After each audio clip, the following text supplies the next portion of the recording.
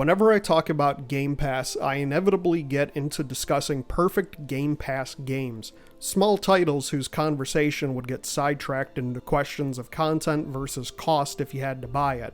And when you remove the factor of individual purchase, they become easier to judge on their own merits.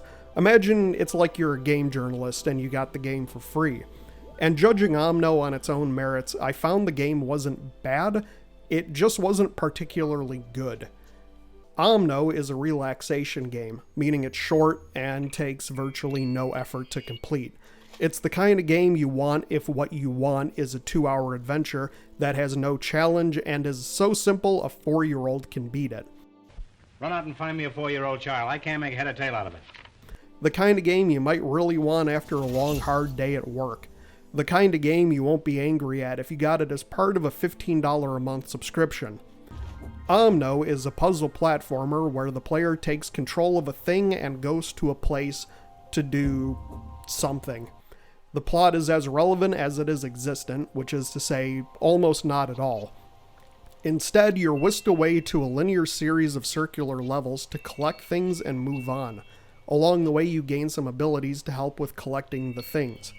There's a clear and respectable user-friendliness to Omno and how the game handles just about everything. Each area is tightly packed and avoids meandering, while collectibles are mostly marked on your radar, as is your area completion percentage.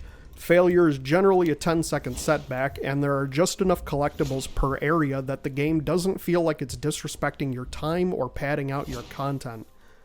There's no combat or boss fights or elements to struggle with, just you, your character, your thoughts, and the things. The problem I had with Omno is that it isn't particularly fun or memorable. Everything in the game is a vague mishmash of blobbish creatures, and I never particularly cared about anything going on with the world. I also use the term puzzles loosely, as most thinking exercises in the game come down to being as complex as using a light switch. There's a beam of light pointing at one of 2 diamonds, so to solve the puzzle, you aim it at the other one. A column can be moved in between 2 spots and only 2 spots. A collectible is up too high and there's a convenient switch nearby that when you flip it reveals a platform to jump onto. A mountain seemingly can't be climbed until you walk around it. The game does add more complex puzzles later on, but it's kind of a situation of too little too late. Now, I'm not the type of hardcore gamer who demands that every title be Dark Souls, but a game has to give me something to go on other than its soundtrack, and Omno kinda fails to be memorable on most fronts, with no compelling story, a character I didn't understand or know anything about, a puzzle game that severely lacks engaging or thoughtful puzzles. The graphics are fine, and the soundtrack is beautiful.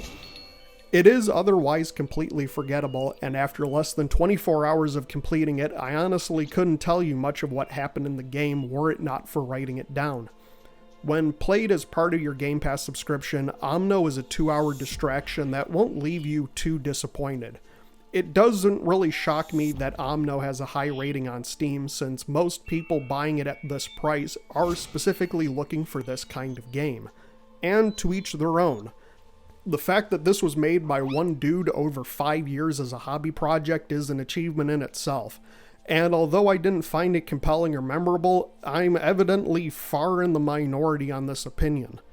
Omno is available on Xbox Game Pass for PC, Xbox One, Series consoles, and cloud. You can literally turn it on alongside Lord of the Rings and finish the game before the movie.